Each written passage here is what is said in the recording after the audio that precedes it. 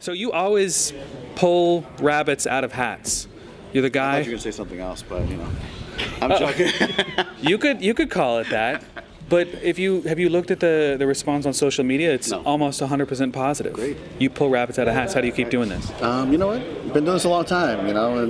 And really, like, I would love to go to an event and see great MMA, see a tournament, see some great kickboxing at the highest level, and be fully entertained. So I said, why don't we just do this? So we had a couple of hurdles trying to set up the venue with both apparatuses, which we actually set it up to make sure the sidelines are good.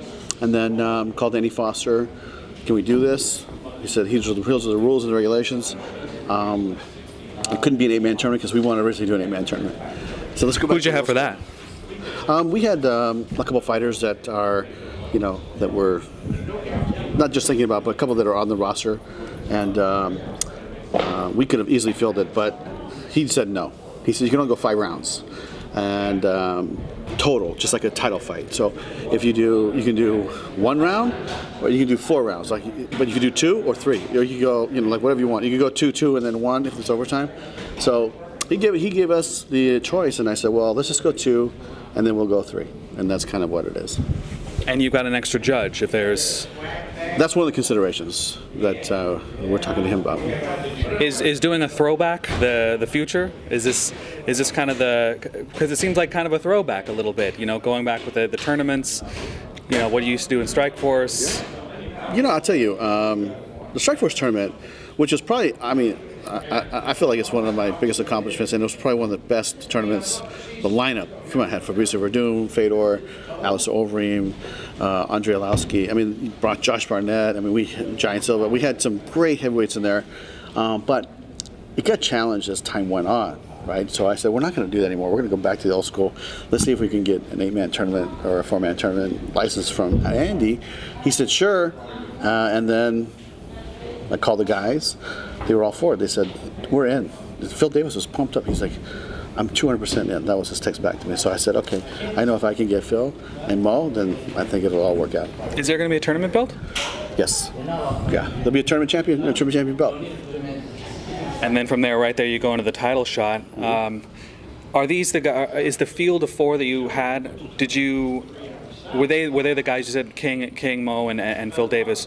Those were your sort of linchmans. But did you have the other guys in mind as well, or were you just sort of? Oh yeah, no. To me, it was Emmanuel Newton. Come on, he had one of the best fights I've seen in Bellator with McGarry. That was an amazing fight. Transitions back and forth, good stand-up, good striking, good escaping, good striking, good stand-up, good fight. It was like had everything that you could imagine for a fight, or that you'd want a fighter to fight. And so we knew we were going to invite him. And then Linton Vassell, who's had success and fought in the British invasion. We wanted to invite him, and so he's here. And I think we have an amazing 205-pound weight class, and this tournament will shine. Is the 205-pound weight class kind of like would you consider it the marquee division of Bellator at this moment? I think that it's probably one of our strongest divisions, maybe the strongest division, but look at our 145-pound weight class. We got a lot of killers in there as well, and I like our 170 division. We got some young guys coming up, but we have the champ, we have Daly, we have Honeycutt coming up. There's some really good fighters in that weight class too. So, it's we're constantly growing and adding new members to the team. But I think 205 and 145 is probably our greatest division. And even in lightweight, as we bring Melvin Gillard is coming in, we got Will Chandler, and who knows what else we might be adding to that division soon.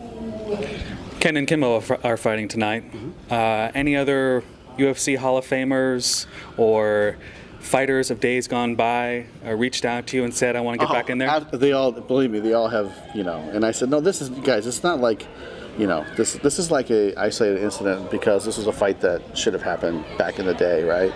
So I said, let's promote it. So we're doing it, but it's, there's been a lot of other guys that have reached out. I don't mention any names, but, I think that, let's just, let it sit where it sits. No UFC Hall of Famers? I can't mention any names. So we're not going to see Mark Coleman versus Pete Williams too? No, Mark Williams, no Kurz, no, it's a lot of. I just feel like this fight still had some heat on it. You know, it was a fight that didn't happen, and to me, fights that are interesting, that have a story behind them, then I like that, because then now I can paint the story and recreate the story and tell the story, and now we can have a conclusion to that story. But just to have, you know, some of the old guard fight other old guard members, that's really not the direction we're heading.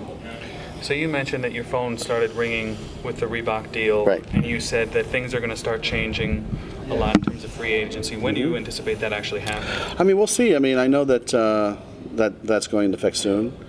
And, you know, fighters have contracts, and they're still bound to contracts. But, you know, when they're free, you know, I'm sure that they're going to shop around. So that's the rumor on the street.